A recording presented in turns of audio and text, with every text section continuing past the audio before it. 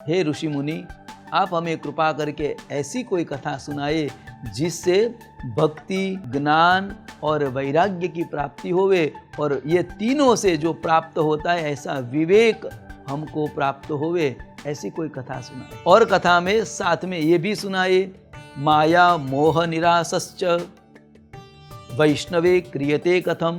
हे प्रभु, हमें ऐसी भी कथा सुनाए जो ये संसार को माया से मुक्त करे या माया से छूटे। तो ऐसे माया और मोह से कैसे छूटे, और वैष्णवे क्रियते कथम।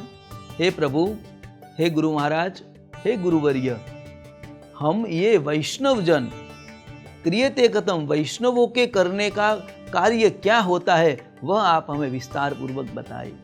देखो, यहाँ प्रश्न मिला और यह प्रश्न में से पूरा ग्रंथ मिला हमें। तो शौनक मुनि के प्रश्न पूछने से शौनक मुनि ने और भी सूत पुराण की प्रशंसा करते हुए गुरु महाराज को प्रार्थना करते हुए कहा कि चिंतामणि, कल्पवृक्ष और कामधेनु गाय, यह तीनों हे परमात्मा, हे गुरुवर्य, ये तीनों तो प्राप्य हो सकते हैं यदि मनुष्य मेहनत करे, यदि प्रयत्न करे, पुरुषार्थ करे और देव कृपा उसमें सम्मिलित होवे, तो यह तीनों चीज प्राप्य हो सकती है अपनी मेहनत से। और यह तीन का फल बताया है।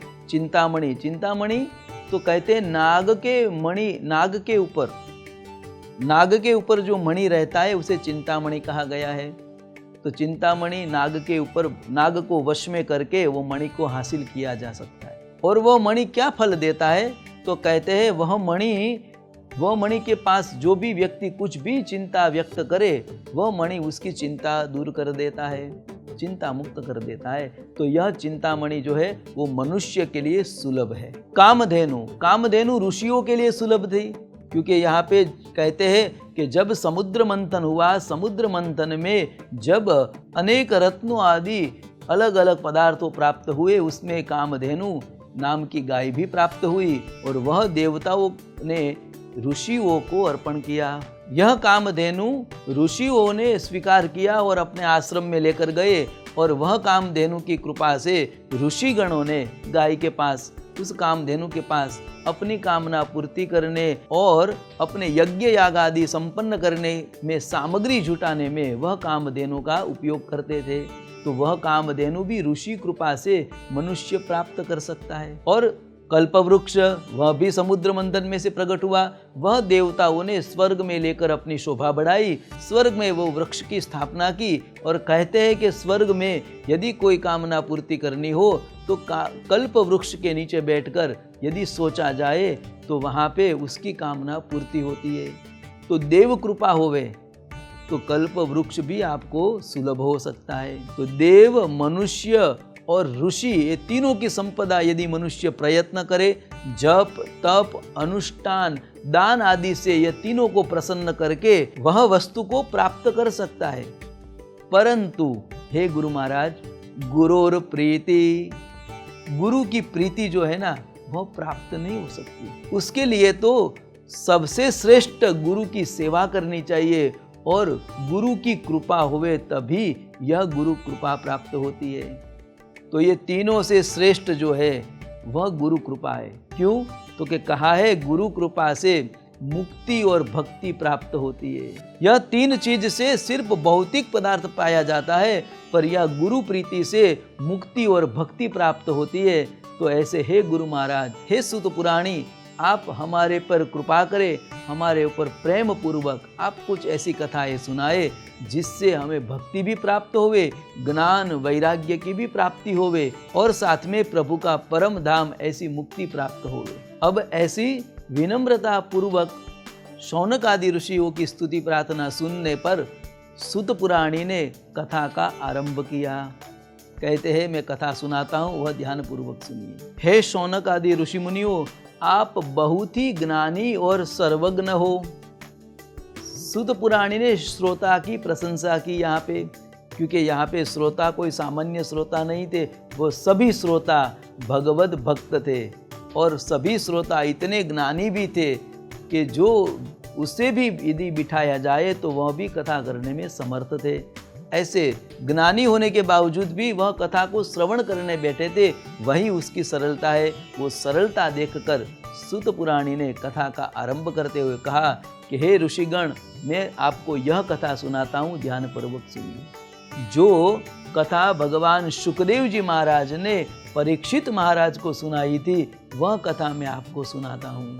सूत जी कहते हैं परीक्षित महाराज को जब ब्राह्मण के द्वारा जब ब्राह्मण के बालक के द्वारा श्राप लगा के 7 दिन में आपकी मृत्यु अवश्य होगी, तब सुखदेव जी के शरण में गए और सुखदेव जी ने जो कथा सुनाते थे वह कथा मैं आपको सुनाता हूँ। जब सुखदेव जी महाराज परीक्षित महाराज को कथा सुनाने के लिए आरंभ कर रहे थे, उसी समय कहते हैं देवतागण अमृत का कुंभ लेकर वहाँ पे आए।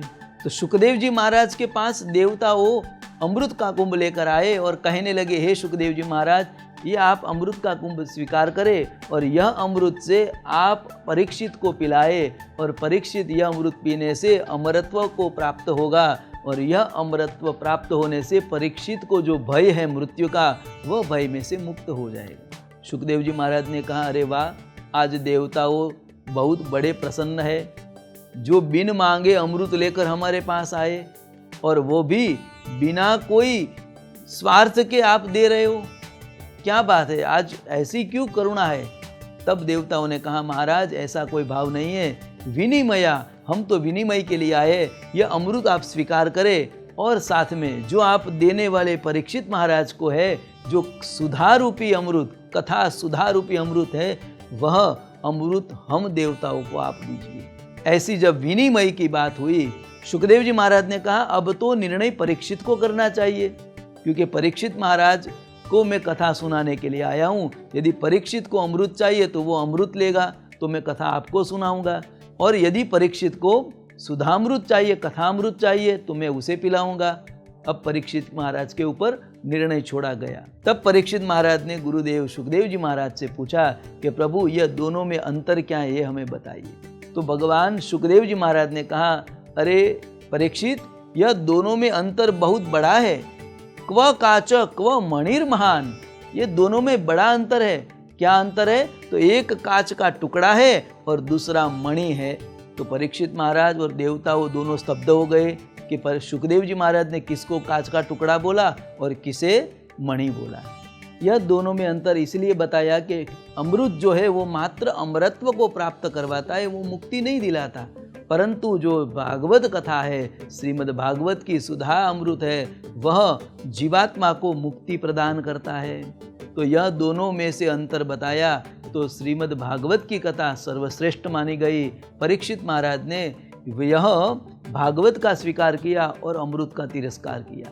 देवगण वह अमृत लेकर ब्रह्मा जी के पास गए। ब्रह्मा जी को कहा कि हम सुखदेव जी महाराज के द्वारा परीक्षित को अमृत पिलाने गए थे, उसने अमृत का त्याग किया, ऐसा भागवत में क्या है, यह हमें बताए विस्तार से। ब्रह्मा जी ने कहा, 7 दिन तक यहाँ बैठे बैठे अंतरिक्ष में कथा को श्रवण करो। फिर दोनों देवता और ब्रह्मा जी ने कथा की श्रवण की। 7 दिन के बाद देवताओं के सन्मुख एक तराजू रखा गया और तराजू में ब्रह्मा जी ने सभी साधनों को एक बाजू रखा, जिसमें वेद उपनिषद सभी पुराणों रखे गए एक तराजू में, और दूसरे तराजू में श्रीमद् भागवत कथा को रखा गया।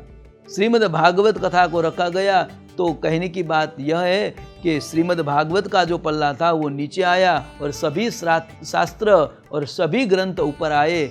यह आश्चर्य देखकर देवगण सब विस्मय हो गए।